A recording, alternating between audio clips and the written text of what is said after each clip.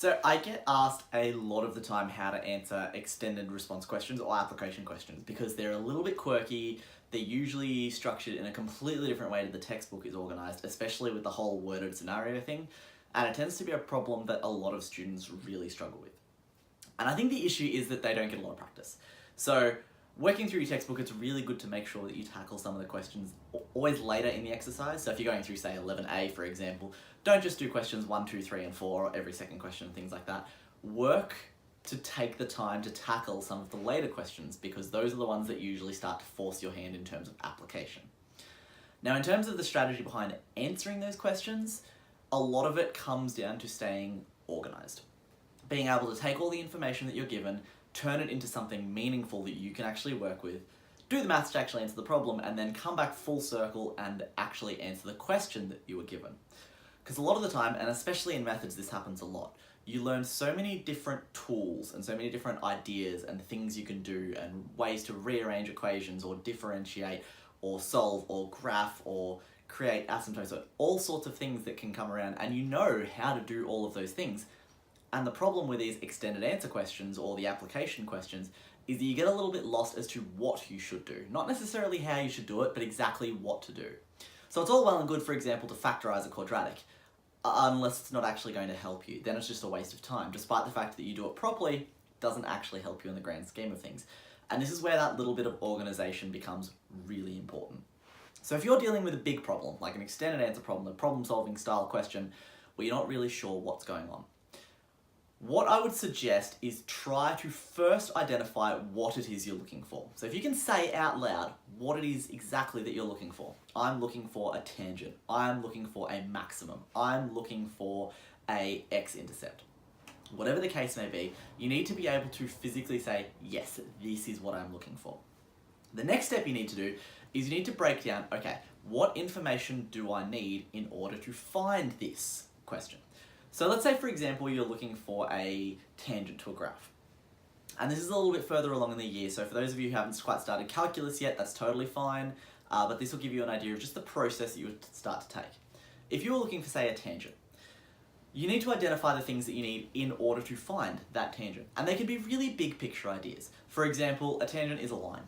And so in order to find a line, you need the gradient of the line that you're looking for, and you also need a point that that line goes through. Once you've identified those two big pieces of information, your challenge does not become find the tangent, it becomes find those pieces. Now sometimes that means you have to break those pieces down further. So if you then look at that gradient step and you're like, right, what do I need to find the gradient? Well, maybe I need the derivative, or I need to sub in a point into the derivative, or there's some other piece of information in the question that will tell me the gradient. But your goal for the very short term should be just to find that gradient. Don't worry too much about how it fits into the bigger picture. The whole idea of this whole organizational process is that you can compartmentalize a little, which basically means you break it down into manageable bite-sized chunks. And once you've done that, you don't have to keep your eye on the big picture as much because you're the one who is organized in the first place to start tackling some of these smaller problems. It's like if you're building a house and you say, right, I need the foundations. You don't go about building the foundation and still thinking about, I need all of these other things. You focused on a single job, and then once it's done, you can move on to the next thing you need, which might be getting the framework done. I don't know, I don't build houses. But it gives you a really clear picture, and by focusing your energy on one particular job at a time, as long as you stay organized as to what jobs you need to do, it can become relatively easy to break down a huge problem into much more manageable pieces. Now, as far as the strategy goes behind actually breaking those down, there are a bunch of things you can do. One of my favorites when I was studying was actually to create this kind of like flowchart. So I'd start with the, find a tangent at the top of the page, and then I'd draw two branches, and one of them would say find the gradient, the other would say find a point. And then from that gradient point, I would come down again and say, right, let's look for the derivative. And then once we have the derivative, we can sub in a point.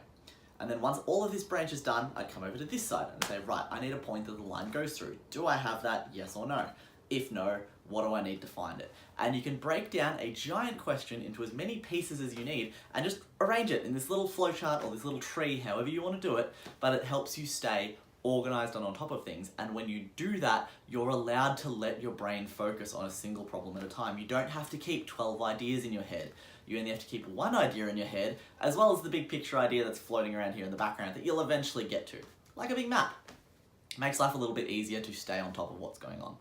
But anyway, so that's probably what I would suggest when trying to deal with extended answer questions, is break it down into pieces that you can manage, but do it in a systematic way that works backwards from your end goal. Figure out what your end goal is, work your way back a step, figure out what you need to make that goal happen, work your way back a step again, figure out what you need to make those steps happen.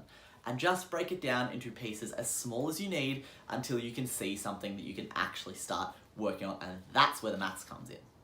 Hopefully this really helps. If you've got any more questions about how to tackle these types of questions, whack them in comments. I'd be more than happy to answer them, or otherwise just flick me an email as always. But otherwise, I'll catch up with you guys next time.